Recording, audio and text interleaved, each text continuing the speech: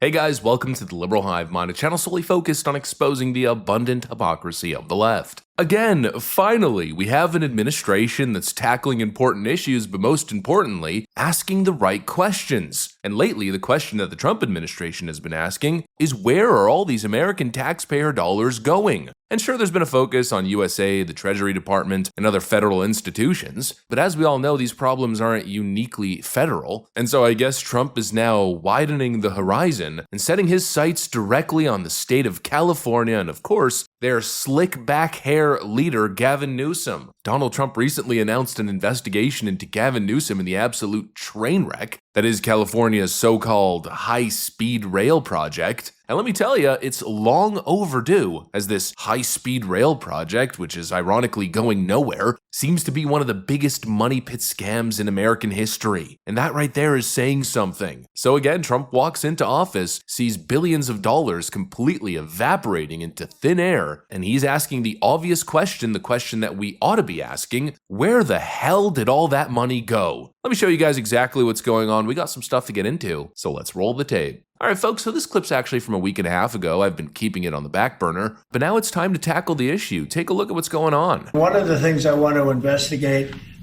rapidly, because I've never seen anything to this extent, the train that's being built between Los Angeles and San Francisco is the worst managed project I think I've ever seen, and I've seen some of the worst. Billions and billions, hundreds of billions of dollars over budget. It is the worst thing, and we're going to start an investigation of that because it's not possible. I built for a living, and I built on time, on budget. It's impossible that something could cost that much. And now it's not even going to San Francisco, and it's not going to Los Angeles. They made it much shorter. So now it's at little places way away from San Francisco and way away from Los Angeles. No, we're going to start a big investigation on that because I've never seen anything like it. Nobody has ever seen anything like it. The worst overruns that there have ever been in the history of our country. And I know there's probably so many people watching this who are thinking to themselves, or maybe even saying out loud, finally. And that sentiment, man, it makes sense. Let's give a little bit of a backstory here, just so you know exactly what's going on. California voters approved a new high-speed rail project back in 2008. And of course, they were expecting a sleek, new, modern speed rail connecting LA to San Francisco, hoping for an actual functioning high-speed train system like pretty much every other developed country in the world. But again, that was in 2008. But now here we are 16 years later, and instead of a completed bullet train, what do the taxpayers have? Well, seemingly not much. Apparently, just billions of dollars in taxpayer funds flushed down the frickin' toilet, and I guess to be fair, a half-built section in the middle of nowhere. And really where this story gets completely insane, guess what the running cost is so far? Oh, you know, just a cool $128 billion in climbing. And you're probably asking the exact same question that I am. How is that even remotely possible? $128 billion with a B, and all they have to show for it is a small section of rail in the middle of nowhere in the desert. And now finally President Trump is shining the spotlight on it. And you know, exactly like he said in the video, he's the right guy to bring this issue to attention. He's the right guy to look into this thing, or at least lead the charge, because Trump has built his career actually building things for a living. And so, you know, I think there's gravity to his words, and he's looking at this disaster and basically identifying it as a total grift. It seems like this project has been nothing but a slush fund for politically connected bureaucrats and other adjacent individuals and institutions. All kinds of contracts handed out, billions of dollars mobilized to get things done, and California taxpayers are left with nothing. And the worst part is not only do Californians not have a new train system, but they also have zero answers and zero accountability from the people who are actually running the show. Gavin Newsom doesn't even really seem to talk about the high-speed rail project. It's just another one of Gavin Newsom's little slush funds, billions of dollars vanishing into thin air, just like his homelessness response that again started back in 2008, which he's been going on and on about for nearly 20 years. But again, nothing to show for it, no performance, no results, things have gotten worse, way worse. Untold billions of dollars spent, and during the timeline, California went from having a homelessness problem to a homelessness crisis. This is what Democrat-run government looks like. They spend billions,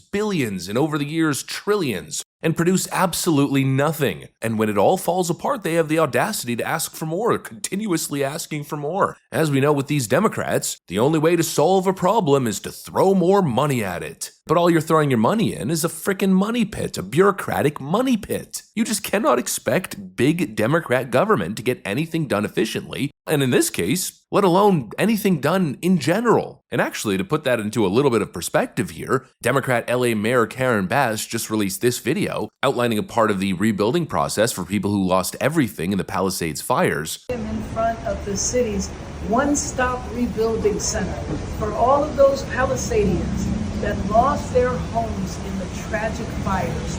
We want you to stay. We want to rebuild as fast as possible and in a safe manner. So the one-stop rebuilding center, you can come and meet with 12 different city agencies who are all involved in the permitting and the planning process. So I invite you all to come. Begin the rebuilding process now. Bring your plans, bring your questions to the city's one-stop rebuilding center. I mean, do I even need to say it? 12 or 13 different government agencies to get a single freaking permit to rebuild your home if it burns down because of a wildfire? It's insane. You have to jump through hoops, jump through fiery hoops, and do backflips to get anything done in the state. And again, remember that Donald Trump warned us about this. The people are willing to clean out their own debris. It doesn't cost a lot. Yes, and they can. You should let them do it because by the time you hire contractors, it's Right. going to be 2 years. And now look where we're at. Just go through the 13 agency permitting process gauntlet if you want to build your home. We just need to make sure that you guys are following all the rules and regulations and doing everything up to code, which is crazy because mismanagement and not doing things to code and promoting DEI initiatives above, actual good governance is the reason California is in the state that it is. It's a big reason why these wildfires are out of control. In other words, the number one rule of leftism, rules for thee but not for me, right?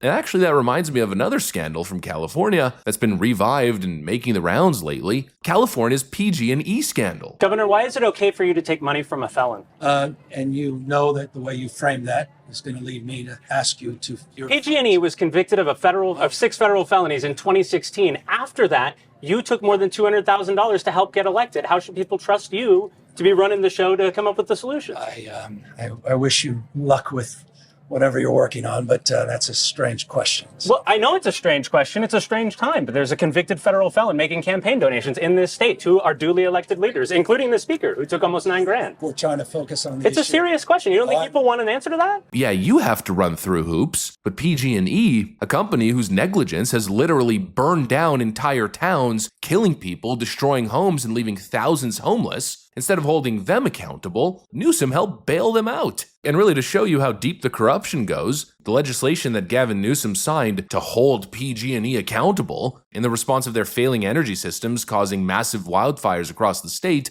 well, that little piece of legislation was actually written by the same law firm that, guess what, represents PG&E. And Gavin Newsom presented this new law as holding them accountable, but really, he gave them everything that they wanted. So they don't have to follow the rules, but you, if you want to rebuild your home, well, you better be athletic enough to do 13 backflips in a row. People need to wake up to the corruption of big government bureaucracy. They are burning your money, throwing it into the frickin' incinerator. And now finally, there's a president who plans on doing at least the very basic, looking into it. But let me guess, Democrats, it's yet again another threat to our democracy. No, it's not. It's long overdue. Anyways, that's pretty much what I got for you guys on this one. Hopefully you enjoyed the video. If you did, make sure to leave a like and possibly subscribe. Thanks for watching, and I'll see you on the next one.